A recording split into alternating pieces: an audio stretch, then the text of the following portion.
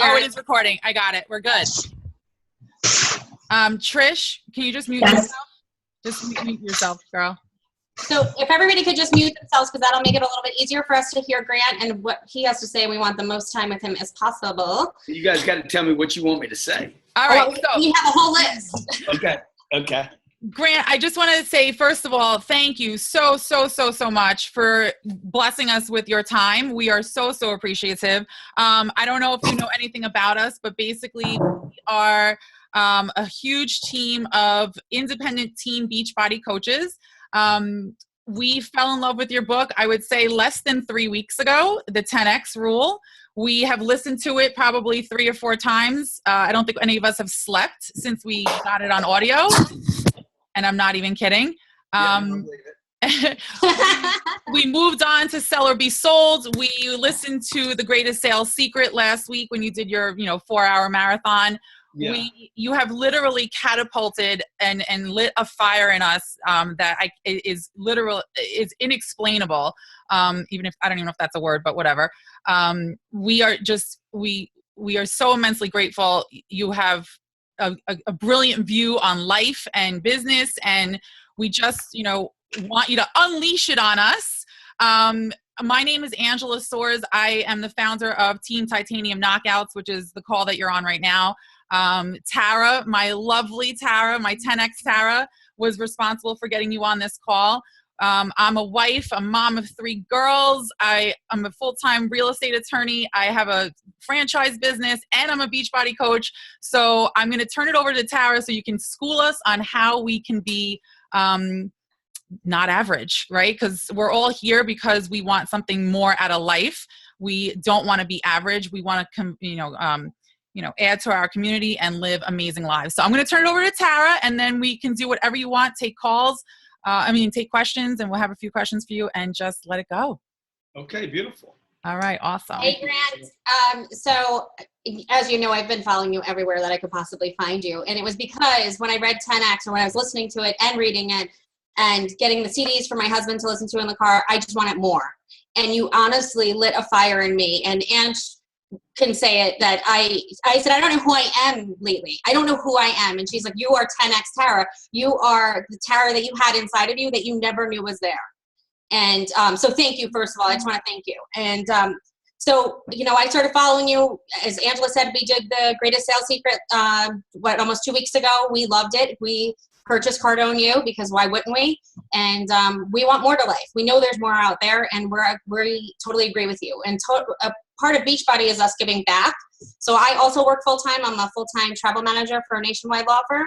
I'm a mom of 2, have a wonderful husband that works a lot of hours, and there is just more out there. So I started following you on Periscope, Twitter, Blab, you name it. I just want to absorb as much as I can. So I took a leap last week and got on your Blab with Brad and asked you to join us here. So thank you so much. That was awesome. So with that, I just want to say it is truly my pleasure to announce our guest speaker tonight for Team Titanium Knockouts. And this is a husband, a father, a motivational speaker, a New York Times best-selling author, a social media guru, creator of GrantCardoneTV.com, CEO, and that's just to name a few, guys. I give you Grant Cardone. Woo! I think everybody's muted, so everybody's cheering for you, Grant. So how many people do you guys expect are on this call? Right now it's 130. Right now we're at 130. We have a capacity of 200. Okay. So first of all, I want to thank everybody that's on the call that's taking your time on a Tuesday night. As tonight's Super Tuesday, they're all voting. People voting all over the place right now. And it just reminds me, I just sent something out on Twitter and just said, these elections remind me that America is not divided by politics. It's divided by economics. And you can like that. You can not like it. You can figure out that it's a conspiracy. You can make up whatever ideas you want. It will not change the fact that you live on an economic planet. Each of you that introduced yourselves said you wanted more out of life, that you don't want average. And politicians do not make things better for people. People make things better for people. And economics is just one part of it. You know, as all of you know, you guys got families, and you got a husband working, and you got maybe your wife's working, your partner, you got your kids. Most of the parents that I hang around with, they're interested in getting their kids to work. Not for the money, but for the behavior, for the like whatever that is, right? That thing that says, hey, I'm going to go out into the marketplace and I'm going to exchange a smile or manners and energy. I'm going to exchange my time as a 6-year-old, and somebody's going to give me something for that. It could be candy, it could be money, it could be a trip, it could be freedom, it could be choices, it could be a movie. Dude, the world is economic, folks. We live on an economic planet. It has always been an economic planet, even when there was not money. You know, the farmer that wanted corn, he's like, hey, you know, I'd like to have some corn, man. I heard a guy across in another village, they got this thing called corn. You know, we've been eating wheat, man. I'm getting sick of this wheat, man. This bread thing's getting old. I need a little variety. And the guy next to him said, man, there's this cat down the way. He's in another village, man. He's got corn. So you know, people wanted to start exchanging things. And my whole life, I wanted people to give me things. You know, I found something they had, a store had, or a person had, or knowledge. Somebody had knowledge. You know, I'm in this knowledge thing. I love knowledge. I would rather have knowledge than money, because knowledge gives me the encouragement and the energy and the freaking fuel to go get money. But what knowledge gives me more than anything is the truth. You know, because if you give a guy the truth, you give a guy or gal the truth, and they know the truth, they're unstoppable.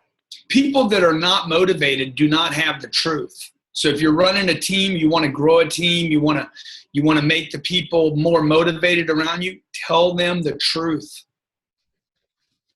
Okay? People that are lazy, that appear to be lazy and slow, do not have the truth. They are enamored with things that are false. So if you ever knew somebody that got rich and really lazy, it's because they made more money than it was. And I'm saying this to you, everything I do, all my books, all my speeches, everything I do comes out of something I'm personally going through. I'm not actually giving the world a lecture right now. I don't write books for other people. I write them for me. I'm trying to figure out something for me. Or I'm trying to give myself, I'm trying to understand some awareness that I'm having. The 10X rule was basically an awareness that I hadn't done enough. And when I wrote the 10X rule, that was my fourth book.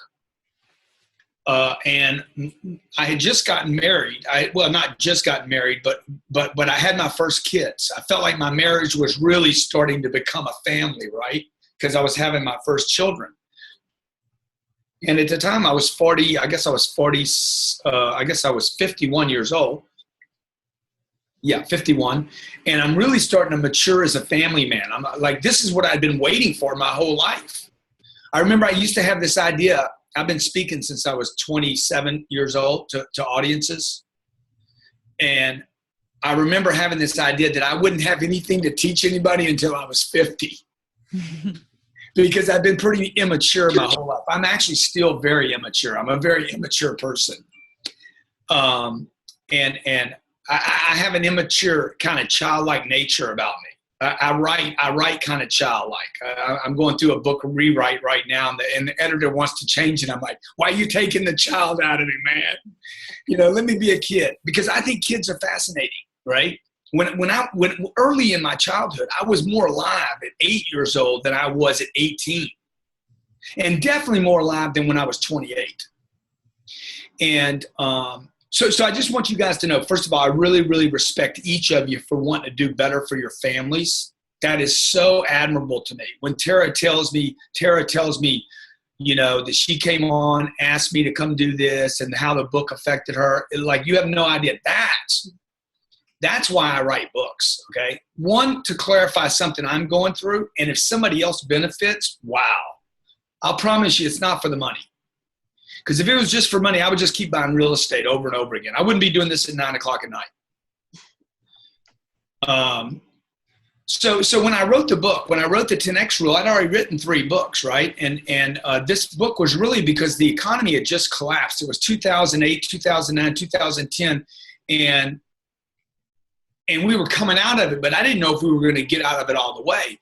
And when that happened, I realized, oh my God, I had really let my wife down. Now, at the time, we lived in a $15 million house in Los Angeles, California. My next door neighbor just won an Oscar, Leo. Leo is my neighbor. Dr. Dre lived in front of me, and I knew that I had let my family down because all that was at risk. Literally 20 years that I had been out beating, like knocking on doors. Okay, I didn't make my money on the internet. I made my money going door to door to multimillionaires. My first business was going to car dealers, door to door. Can you imagine calling on car dealers all day long? You know, get out of here. They're a tough group of people. Very, very tough, right? They want a deal on everything. Everything's got to be a deal, but they're making millions of dollars. But that really taught me as a young man what it takes. Well, fast forward 20 years, I guess I'm 49 years old. The economy collapses. I had developed 3 businesses that were thriving. So I thought, the economy that I didn't have anything to do with, I didn't participate in that economic. I didn't do any of the shenanigans. You know, the 100% mortgages. I wasn't building condos. I wasn't doing that kind of stuff. I'm telling you that to tell you this. I was literally like, what's the word when you're hit from behind the head? Maybe your husband knows. Blindsided. Blindsided. Yeah, I was blindsided, man. I was cold-cocked by the economy, by a rigged economy. Bernie Sanders talks about the rigged economy. Dude, it is rigged. Okay? It's rigged. Everybody knows it's rigged. The stock market's rigged. Okay? There's so many lies. You and I are told so many lies that make you lethargic, that make you want to check out. And that's what really happened to me when the economy collapsed. I'm like, oh my God, man, I thought I worked hard. I thought I had enough money. See, most of us, we never even have a conversation with our parents. Our parents never tell us how much is too much money. They don't tell us that. They tell us to be happy. You know, as a kid, when you go to your parents, maybe you guys at Beachbody, you went to your parents or your brother or sister and said, I'm going to freaking make $1 million, man. And they said something like this: we love you just the way you are. Actually, I think that's a great point, Grin. And I think we have a question on that Okay. As far as your family and Andrew, you want to take that? She muted herself. Hang on. She's coming back. Sorry. Yeah, about the protection you get from your family, because you've said it before. Hey, you can't get anywhere if you can't sell to your mother, your brother, your sister, anybody in your family. You're not gonna sell to anybody. Dude, look, if you guys believe in your product, then you make your family go to it. You don't ask them to go. You don't go to them. Hey, will you go to this thing with me? You freaking force them into it. They force you into a lot of bullshit. Okay. Force them into it. Do you have a good product? Do you have a good company? Will it be good for them? Then force them into it. No, you're going to come with me. Every one of us watching has been forced into a movie, a Sunday outing. My wife makes me go to stuff all the time. And by the time it's over, I'm like, man, thanks for making me do that. Because if it had been me, I wouldn't have gone. Yeah. So make them go. If it's a good product, make people go. There's nothing wrong with pressure if the intention's good. And the solution's good. If it's honorable, it's honorable. Yep. And so that's why, like, you know, I'm just telling you, like, I wish somebody had been pushing me, say, hey, dude, at the time when the economy collapsed, I had $40 million worth of debt with a bank. The bank busted out. I didn't bust out. The bank went broke. Well, that created problems for me. Nobody writes a business plan and says, hey, I'm going to be in real estate for 15 years. I'm going to borrow a bunch of money from the bank. The real estate's going to be the freaking great real estate. It's going to be positive. I'm never going to miss a payment. Oh, and by the way, what if the bank goes out of business? Nobody writes that in their business plan. Nobody writes cancer in the business plan. Nobody puts the bad shit in their budgets, right? If you guys did a budget in January for the year, you didn't put in Valentine's Day, Christmas, Easter, car wreck, somebody punctures a tire, busts a rim, break a windshield, your kid gets sick, somebody breaks a leg. Nobody, everybody underestimates. First, you underestimate your potential. Okay? You underestimate the possibilities. And, hey, look, because we're optimistic people, we underestimate that bad things happen to good people. So your parents, like my parents, probably didn't tell you, get rich. Get so freaking rich that nothing can bother your family. And that if something does happen terrible at your household, money won't be your issue. You'll have so much money that you can buy the best help and you could actually take advantage of the situation. I'm assuming the 130 people on here, probably all but maybe 2 of them are good people. We got a good group, yeah. Yeah. Look, I mean, there's bad eggs in every bunch, right? So, like, you got to assume 128 of them are good, noble, honest, great people. The other 2 are a little confused. You know, they're wandering all over the place. Who knows what's going on with them, right? Mm-hmm. All I'm saying is we're in this season for the next 9 months. All you're going to hear is politics. You're going to hear the middle class. You're going to hear that people are being ripped off. You're going to hear about equality and fairness. You know, women haven't been treated unfairly. Women treat themselves unfairly. When a woman walks into my office, I do not see a woman. I just want to tell you guys from a man's point of view, okay, that owns 5 companies, I hire half of my staff as women. I don't see women. I don't see men. I see production. I see attitudes. I see smiling faces. And I also see the other side, you know, confusion and lazy and not knowing and not sold and not convinced and lack of self-esteem. So, look, you know, learn, okay? Learn from the new guys that are challenging the status quo. So, Grant, in the greatest sales secret, you mentioned one of the best ways if you don't have multiple income coming in, to go to a multi-level marketing. Yeah. So clearly that resonated with us right away, and we were like, boom, we already did that. What do you suggest, one, to grow our business, and at what point do you expand on that? And what's the next step after that? Yeah, well, I mean, you know, drip, drip, drip, you know. It's like until it's a fire hose. Mm-hmm.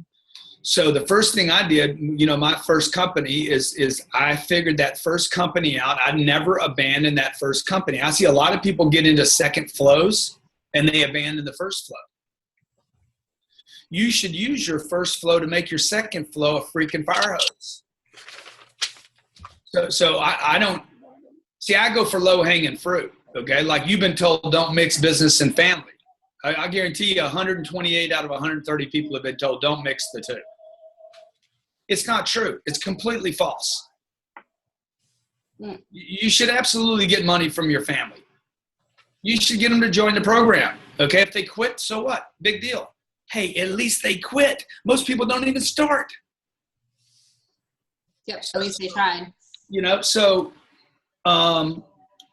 so number one, I would take what you have from the power base, from me. I am an entity, right? I'm a power generating entity, just like everybody here is. And I'm gonna start seeing what I can do to extend my power. I don't have this electrical unit right here and then go jump across the country and put another one over there. I'm like, let me just generate from here until I can keep pulsating out. And that group grows, right? And the whole time, while I'm building a group, the whole time I'm still reaching to grab new people in my group because I know I'm going to have fallout. Okay? Every one of you needs to understand this. You are trying to grow something on a planet that is filled with broken people. That's so right. Okay? So I tell my wife all the time, hey, baby, don't get too close to anybody. Okay, we know this. At the end of the day, it's going to be me and you. It's always going to be me and you, baby. This group can change. The group can change. The players can change, but the intention can't change. Our goals are going to grow. They're not going to go away. We're going to have new goals, but the players might change, right? But the outcome of this play, this drama, action story, whatever it is, the ending, it needs to be a good ending, regardless of the actors. All right, Ange, you have a question? Yeah. So Grant, I mean, we're obviously network marketers. You've got a great track record of amazing social media. How do you keep your audience engaged? And I guess because you have the 5 companies now, how do you keep it all straight, and how do you keep them engaged? Well, I am the, it all pulsates from me. So it's never really about my companies. Mm-hmm. It's really about like I'm thinking about what is important to all people. Okay. Who am I? I sat down. We did this exercise in my office. If you Google my name and social media, what was the name of that thing I did? It was a freaking awesome presentation. You can get it for free. How to build a social media presence. Okay. And Google my name. Okay. And what I did basically, this is before I didn't even know what Facebook was. I basically took a picture of myself, I put it on a whiteboard, and I said, okay, how many different ways can I communicate my name? And then I started writing down all the LinkedIn, Facebook, Twitter, telephones, emails, direct mail, TV, radio, YouTube. You see, I just started looking at every way I could communicate. Newspapers, articles, interviews, podcasts. I put all this on a whiteboard. Now, here's the problem. What am I going to put on all these lines? I wasn't trying to figure out how to manage it. I'm not really a manager. I don't really manage anything. I just push a lot of stuff. And we start figuring out how to manage. It's kind of like driving a car. You don't really know how to drive in the beginning, you do your best not to hit anything. The problem is most people just don't put enough out. I mean, I'll just tell you the trick with social media, dude, is you got to put a lot out, and you got to put way more than you even think is a lot. I could do 10 tweets right now in the next 60 seconds, and it would not be too much. And believe it or not, so there's, we build most of our business on social media. Okay. And a lot, we always, preach the post 3 to 5 times a day, the whole thing. A lot of coaches are afraid, there's that fear of, oh, well, what would so-and-so think? And, oh, I don't want to be annoying. And, oh, I don't want, people to think I'm salesy. What's your response to that? You want to be annoying. You need to be annoying, okay? You need to be annoying before you even become relevant. Nobody even knows you exist. See what everybody should, again, we're back to lazy, because the guy's buried in untruths. So he's like, oh, only tweet 3 times a day. Dude, nobody even knows you exist. Right? So like right now, I'm going to Snapchat you. I'm going to do this and Snapchat, and then I'm going to tweet it, and then I'm going to throw it on YouTube, and then I'm going to put it on Facebook. Nobody cares. Nobody's even paying attention to me. Okay? Except, well, no, I am.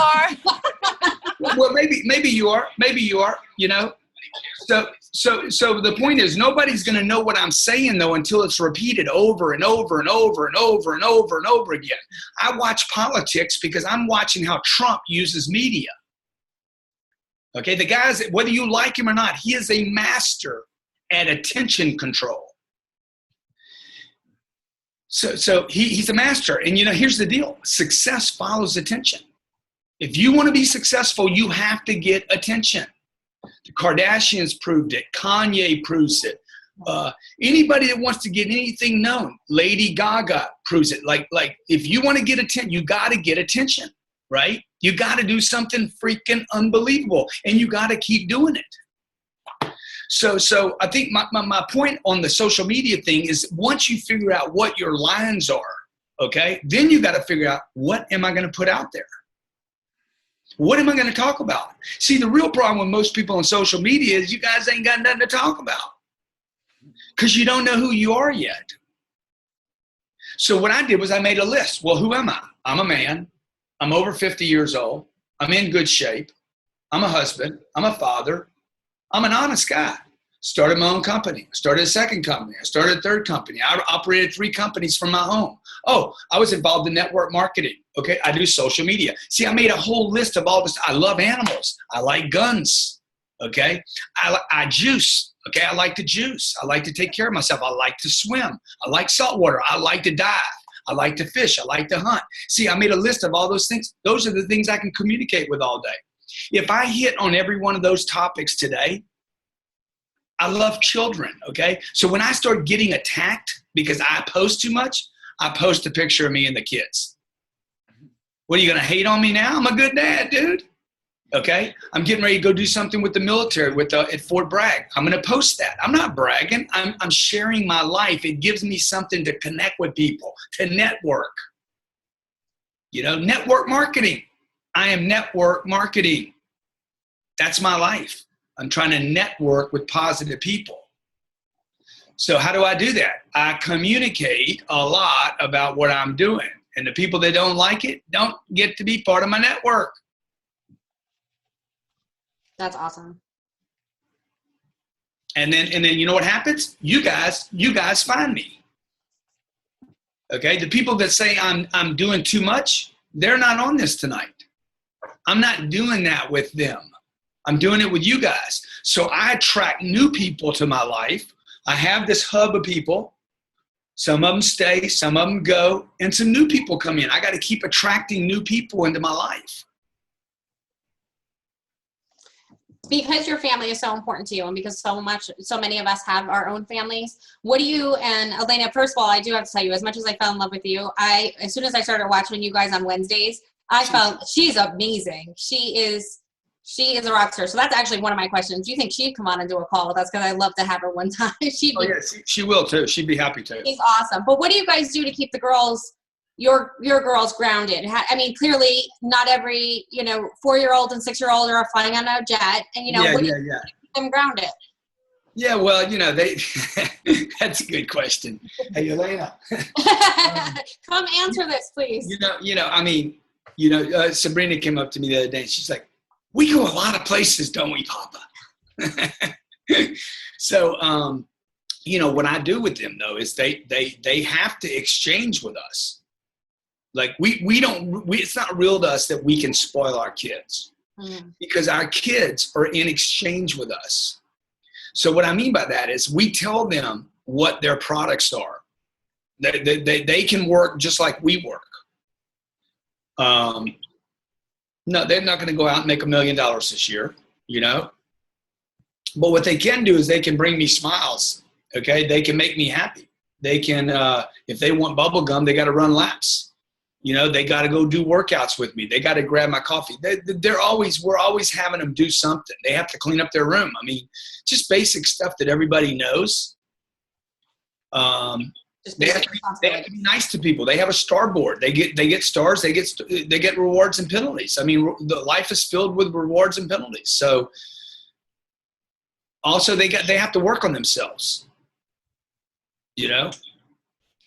Grant, to that point with the family, the whole family part, a lot of us on this call tonight do have full-time jobs and other responsibilities. What does that mean, a full-time job? Does that mean you guys work 35 hours a week? That's what I do on a weekend. I can't speak for anybody else. I have my own law practice. Yeah. It's crazy. And I work for myself, so I'm very flexible, but I work all the time.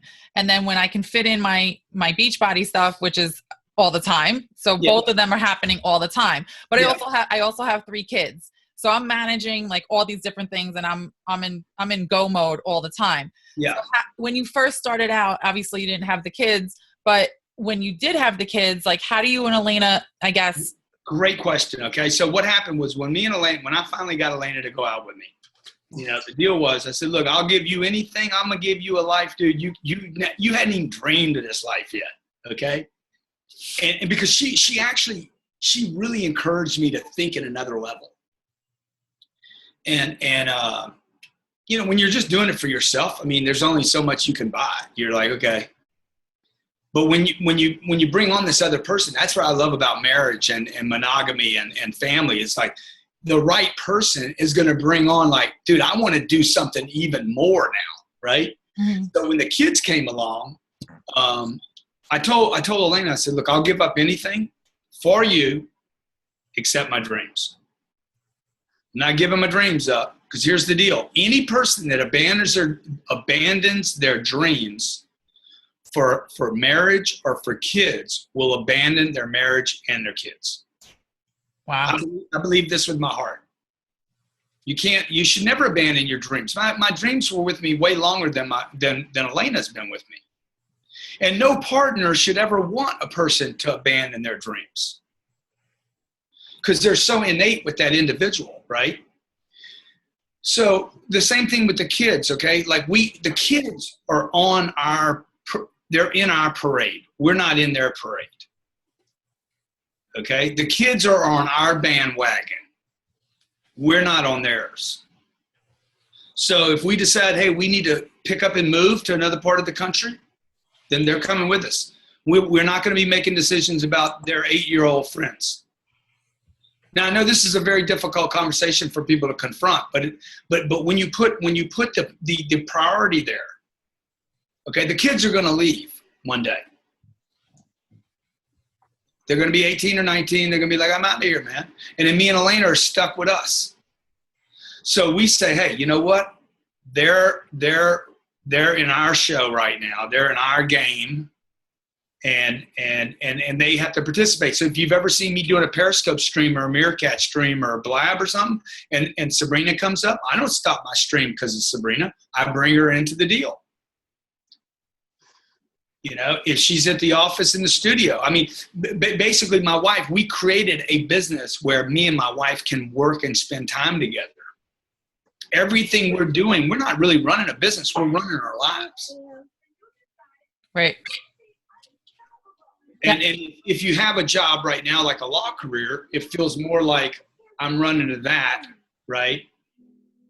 Rather than that being an extension of my life, possibly. I don't know, maybe not, but I know it can be difficult in the beginning to figure out, to shape the thing exactly the way you want it. Right. I guess that's the difficulty. It's like, I have to have that right now. Yeah. It's not where I want to be. Yeah. Oh, sorry. See, there's my life behind me. Totally fine, right? And that's the beauty of network marketing, that the entire structure of business and the way we did business and the way we can do business, and because of the internet and because of what we're doing tonight, man, you guys can do so many more things. I mean, but you got to think different. Like the think has got to be radically different than what it is right now. And you got to have support for it. And it's going to be difficult. But let me tell you what's more difficult. Hey, Alyssa. Somebody has to mute themselves, please.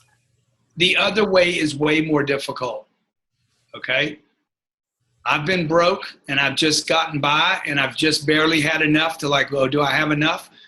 Okay? The alternative, if you can make a decision to be a 1%er, like literally to understand, define what the 1% is, how much wealth it is, how much income it is. If you could start figuring out how to get in the 1%, it is no more work than what you're doing right now. You spend less time wasting time doing nothing. And that's what I've realized and I've taken away from the past few weeks. So what? I'm not sitting down watching TV, and Angela's been telling me that for the longest time. I don't have time to watch TV. I've got things to do, and where I'm like, it's just making better use of your time. You want to make something happen, you've got to put the time in and the energy into it. Yeah. And so you're spending energy on something all the time. Yeah, even rest takes energy. Yeah. I'll tell you, even my 7-year-old, and he kept on creeping up because he was like, I want to say hi to Grant too, because he's obsessed, because he knows that he's like, my mom is obsessed with this, but he hears what you're saying. The other day he said something to me and I was like, we have a lot to do today. And he turned around and he was like, Mom, we can do anything. Don't forget that. You just told me that. We can do anything. Yeah. So, and I love that they're hearing it. I don't want to tell you about my 4-year-old goes and shuts the speaker off though when I've got your book playing on audio. Yeah, well. But she'll get there. Anne, do you have another question? Yeah, I mean, so a lot of us, again, here we are, the full-time, right? The day job. What are your suggestions? What type of finances, what type of ducks should you have in a row and lines up before you jump ship from that day job to be what we all want to be? Most of us, I think. I know I do. I want to be a full-time coach because it's something that I love and adore. I mean, it's a big question to ask, not knowing what somebody's financial, again, we're back to economics. I mean, there's just no way around it, folks. It's back to economics. And so if you want financial freedom, it takes it doesn't take any more work. It just takes a completely different thing. If you're single, you got different issues. You're like, man, how do I get with the right guy? You got to start making some decisions. I mean, if I'm a woman, I'm looking for a guy with money. I know that's not popular. I know it's not popular. It's not popular conversation. If I'm a businessman, I'm looking for customers with money. Right? What if I have a choice? There's 7 billion people on this planet. If I have a choice, do I want to do business with people that have things or don't have things? That can benefit and grow my business or that can't? That can help my family or can't help my family? I mean, these are choices that people have to make, and you get to make them every day. So when I jumped ship, I jumped ship when I was 29 because I was kind of forced to. My ego was up on the line. It wasn't really about finances. I mean, I lost my income, but it was a good thing to happen to me. I made a third of my income from 29 to 32. I made 1/3 of what I had been making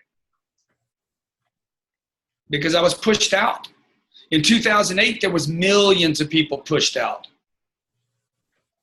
Everybody thought they had all this security. You guys don't have any security. Everybody's already forgot it. Everybody's forgot already. Okay. 12 weeks ago, there was a freaking massive terrorist attack in Bakersfield, California, changed some people's lives. We already forgot that. Well, Grant, I'll tell you from personal experience, my husband, sitting right here with me, was one of the victims of 2008. Yeah. The hedge fund that he was working for was Madoff, lost $3 billion and lost his job. Yeah. You're 100% right. We were living really nicely. Yeah. We were really, and all of a sudden, boom, like that. And look, he knows nothing's changed financially in this country. He does. Right. The scams are all still sitting there. Everything's been rebundled again. They're selling bonds right now. They're selling garbage on Wall Street right now. That's all going to undo again. We have $19 trillion worth of admitted debt. We have $200 trillion in obligations to Medicare and Social Security that cannot be paid for. Everybody right now should be on massive DEFCON 1 alert to get your finances right. If you've given up, this becomes an exhausting conversation. You're like, I hate this guy. Right now, you hate my whole thing right now, because basically, you're kind of mentally throwing the towel in. You don't need to. You can do that, but you don't have to. You just got to start making some different choices. And the way I get so much done is, look, number one, most important thing for me every day is to communicate to an audience. Most important thing every day for me to communicate with people I do not know yet. Got it. And the reason why is because those people that I don't know yet are possibilities to fulfill my potential. I just got to meet the right person at the right time. Just got the right attitude. I don't need to meet them all, man. Just 1 out of 100. But I got to meet a lot of people to find that one right person that's ready at the right time. That's right. Amen to that. That's right. So I can't meet 6 people this week. You guys got to meet a lot of people every day. You have to extrovert yourself into society. Even if you're not an extrovert, you have to do whatever is necessary. See, when the house is burning down, the introvert ain't an introvert anymore. He's like, I got to go outside. See, when there's enough of a threat, you will extrovert. Mhm.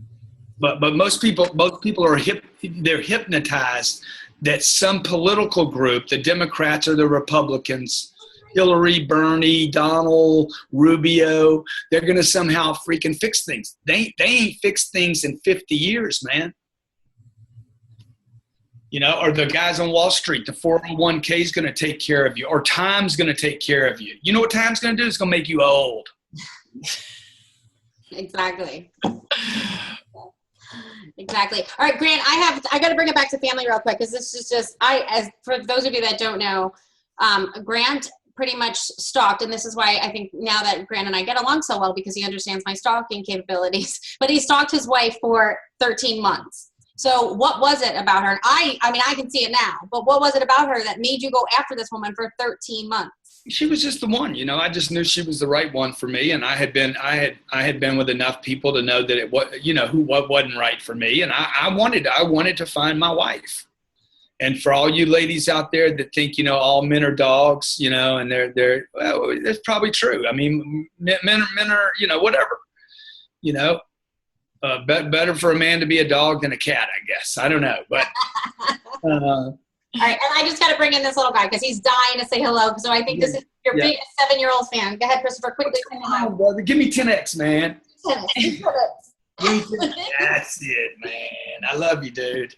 Hi, Grant. Man, you need to autograph something for me, bro, and send it to me. Will you do that for me? Yep, we will do that. And he actually asked me today, he's like, why doesn't Grant write a kid's book? I said, I think he's working on that. He goes, he should let me know if he needs any help. I said, I'm sure I'll let him know.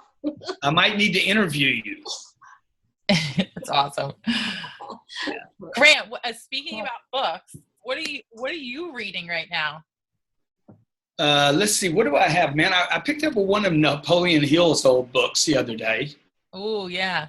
Yeah, it was. Actually, I love his first book. I'm actually a little disappointed in the one I'm reading right now, but maybe it's because I know a little more now. But look, I get something out of books. Even books that I disagree with, I get something out of them. You know, even in disagreeing with something, there comes clarity. And sometimes there's enough maturity in the individual and awareness that you're like, okay, I disagreed with that, but why? I remember the first time I saw Twitter, I thought Twitter was stupid. And then I was convinced for 1 minute that it was stupid. And then I walked away. I'm walking to my car and I'm like, I sound like that old man, that old guy, you know, that doesn't understand something. I said, maybe there's something there I need to check out. So, and you know, that was 355,000 followers ago. So I figured out how to use it to actually meet an audience of people that you know, have a interest, at least in what I'm saying. Awesome. Tara, you have any more questions? If not, we'll get some in the chat. Yeah, Grant, you got a few more minutes for us? Sure. All right. Actually, I want to ask you, guys, if you want to go ahead and put your question in the chat, we'll go ahead and ask Grant. And while you're doing that, Grant, along the same lines, I know Ange just asked you what books you're reading, but who inspires you? What, besides your family?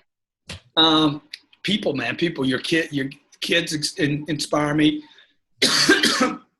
People that are trying to figure it out, you know, positive people inspire me. People that are taking time, that invest maybe money they don't have. You know, we had a guy buy my program the other night, $995. He had to borrow it from his mom. That inspires me. The military people inspire me. That are coming back from, a lot of people inspire me. Yeah. That's great. All right, Ange, we got a question in the chat. I could meet a homeless guy on a street corner that would inspire me, and another one I'd be like completely degraded, but just like disgusted with. As long as the guy's trying to improve a situation, I get inspired. All right, guys, give us some questions that we'll ask Grant. Grant, for specifically for, I know we're going back to the network marketing. What are your top tips for us personally to grow our business? Start with the people you know. You know, start with the people you know. Your family, extended family, friends, enemies, people that you hate. Start with people you know. Okay. Better to start with somebody you don't like than to start with somebody you don't know. Ooh, I like that. And make them go to it. If there's a meeting, if there's a call, make them go. Don't even let it be a choice. Just tell them up front, dude, you're going. You don't have a choice. Okay, it's going to be the worst fucking 2 hours of your life. All right, Crystal's got a great question. Do you have an order in what you recommend reading your book? Yeah, you should read Sell or Be Sold, Close or Survival, If You're Not First, You're Last, and then 10X Rule. I'm doing it all backwards. I did it all backwards. It doesn't matter. It doesn't really matter. It's the order that I wrote them in, but it doesn't really matter. All right, how do you light your fire when you're feeling unmotivated? I learn. I try to take care of myself. I write my goals down. I try to write my goals down every day. Sometimes I just show up to light I just show up and start doing the hard stuff. Like if I can get through the hard stuff, the hard calls, the hard prospects, the stuff I've been putting off, that stuff always inspires me. I take the hardest stuff first, always. And then the other thing is, I take time 3 or 4 times a year and I get away and I go do something for myself that's educational. I loved your anchor today of what's that one thing that you're going to get done today. And it was funny. I was like, all day long, I'm listening to that and it was in the back of my head. And I was like, what's that one thing that I'm going to do today? And I'm like, I'm doing this. This is what I'm doing. But it's so true because once you get that momentum going, you get those things out of the way and before you know it, you're crossing things off left and right. You're on fire. You're unstoppable. Yeah. All right, we got a few more questions, but I know my husband's dying to say hi to you and ask you. So Grant, how you doing? I'm Ray. What's up, dude? What's up, man? So Angela got me to listen to 10X. I forced him to. Forced me to. There you go. So. And you're like, I've heard it all. I don't need to hear this. I popped it into the car and just listening to what you were saying, driving to work in my car, it's like I felt like I listened to like Pearl Jam 10 and I got out of the car. I was like, screaming and pumped up. But it's more of a testament to what you're saying than a question.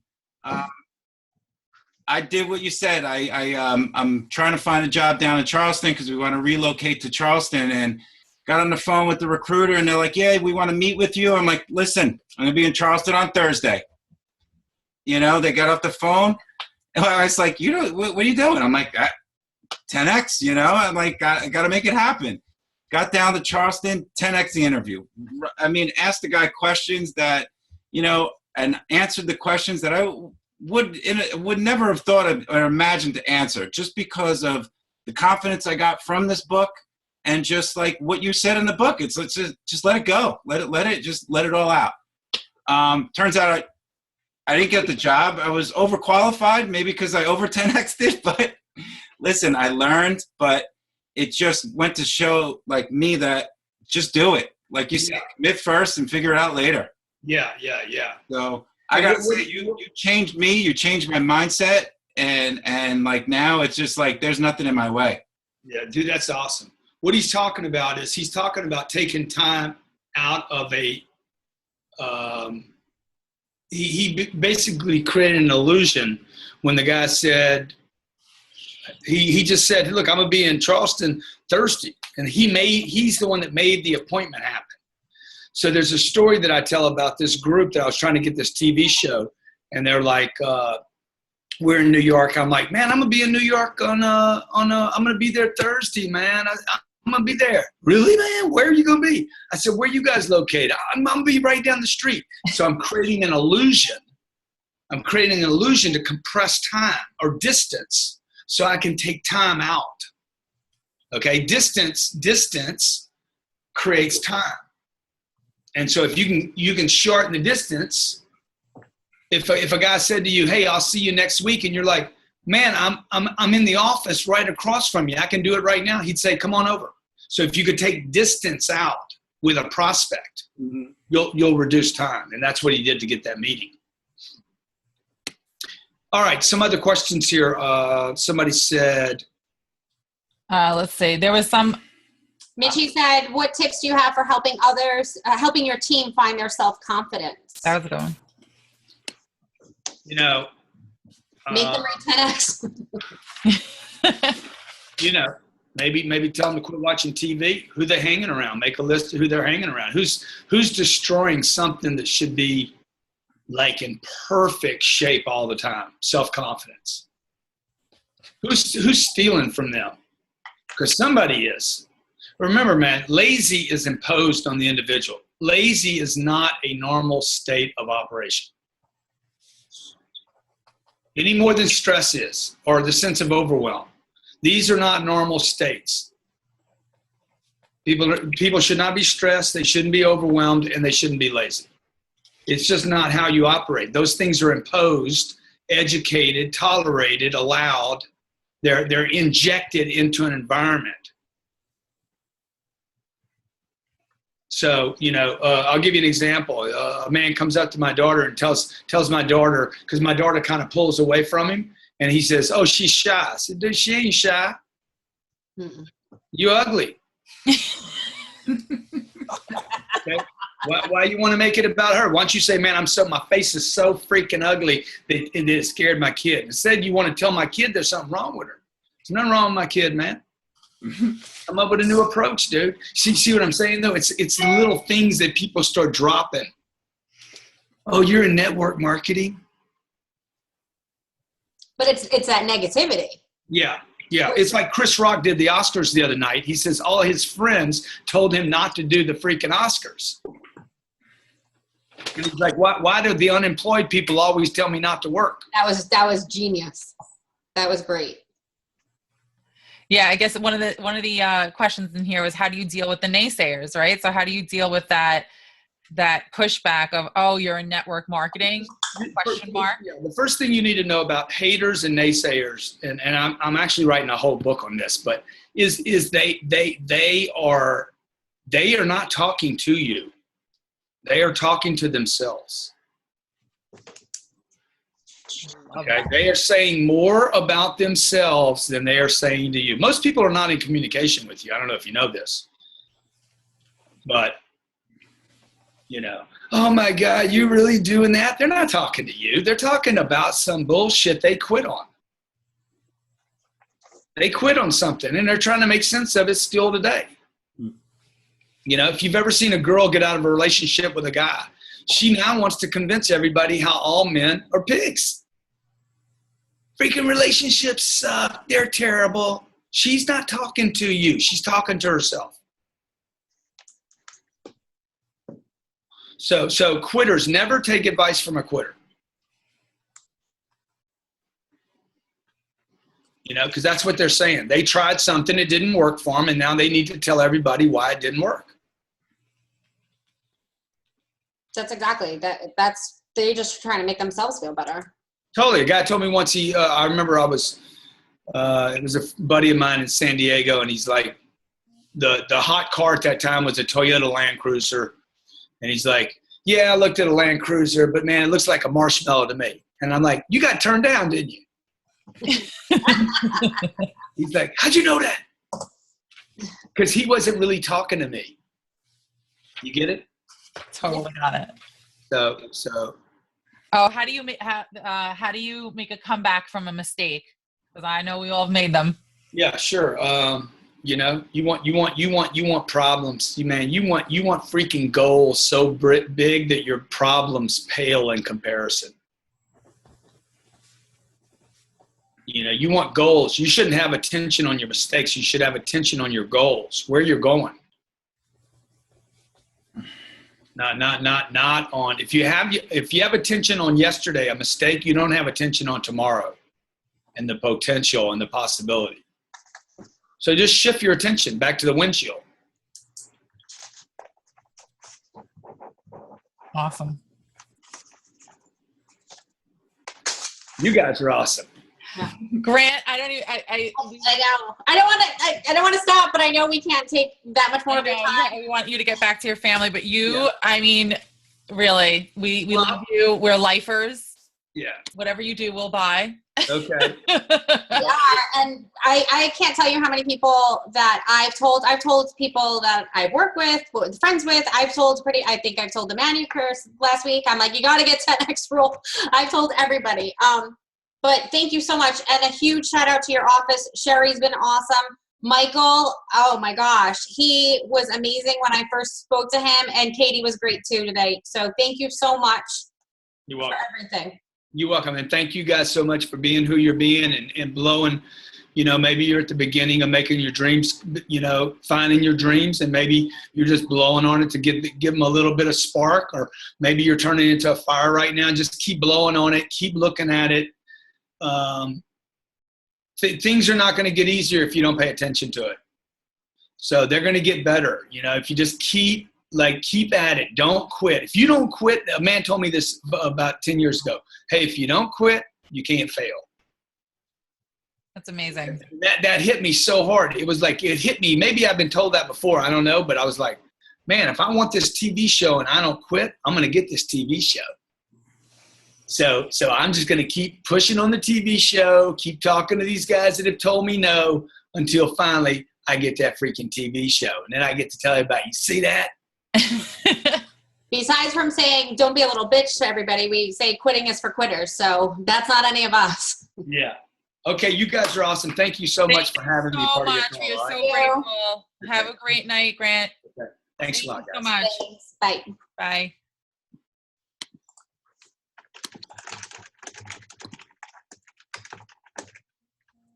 I don't even know what to say. I'm like stunned. Thank you, everyone. Thank you so much for putting this together. It was like I needed. I can't breathe. I know. I can't breathe. Wow. I love him. I feel like that was a dream. Crazy, Oh. right? OMG on the train. Amazing. I can't breathe either. Fabulous. Yes, I was like, yeah, what do you I think? have a screenshot. You do. Yeah. You All gotta right, send I'm it to stopping me. the recording right now. Thank you, somebody.